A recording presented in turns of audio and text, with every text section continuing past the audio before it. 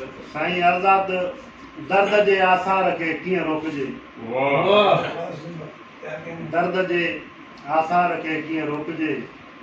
धार थिए थो यार खे कीअं रोकजे। थोर खे अॻियार सां हू राबितो। हिन नए आज़ार खे कीअं रोकजे। थोर खे अॻियार सां हू राबितो। हिन नए आज़ार खे कीअं रोकजे। यादि न आहे हां ठारियो अथसि कॾहिं।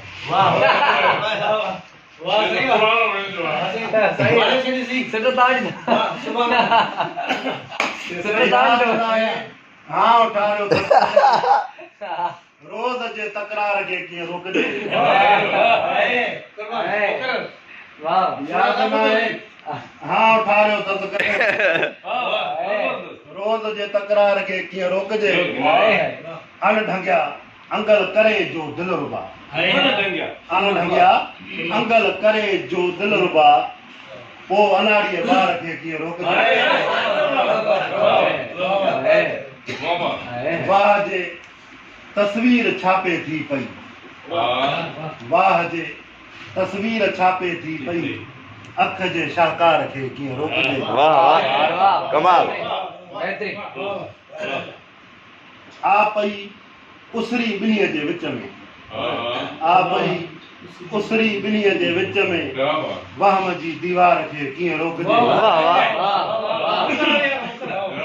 आ पई उसरी ॿिन्हीअ जे विच में। वहम जी दीवार खे कीअं रोकजे। रोज़ थियूं कपड़नि मथां चिणगूं किरनि। रोज़ थियूं कपड़नि मथां चिणगूं किरनि। लोक जे किरदार खे कीअं। कमाल। रोज़ थियूं कपड़नि मथां चिणगूं किरनि। लोक जे किरदार खे कीअं रोकजे। दिल कॾहिं पत्थर सां टकरी पए त पोइ। दिल कॾहिं पत्थर सां टकरी पए त पोइ आईने जे ॾार खे कीअं रोकजे। कमाल। अदुल खे विकिणे पियो पैसा वठी। हिन भला भोतार खे कीअं रोकजे। मीर साहब फ़ैसिले में जंग अड़ाए थो पियो।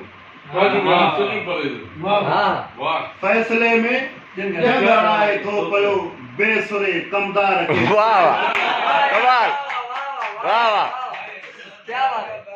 फ़ैसिले में जंग अड़ाए थो पियो। बेसुरे कमदार खे कीअं रोकजे। कल जवानीअ में कदम पीरी में अॼु। कल जवानीअ में कदम पीरी में अॼु। वक्त जी रफ्तार खे कीअं रोकजे। कल जवानीअ में कदम पीरी में अॼु। वक्त जी रफ्तार खे कीअं रोकजे। अंध जे घोड़े चढ़ी घुमंदो वते। अंध जे घोड़े चढ़ी घुमंदो वते। गैज़ जे हसवार खे कीअं रोकजे। दिल भली पलजी वञे मंसूर जी। दिल भली पलजी वञे मंसूर जी। पर शहानी प्यार खे कीअं रोकजे। दर्द जे आसार खे कीअं रोकजे। धार थिए थो यार खे कीअं रोकजे।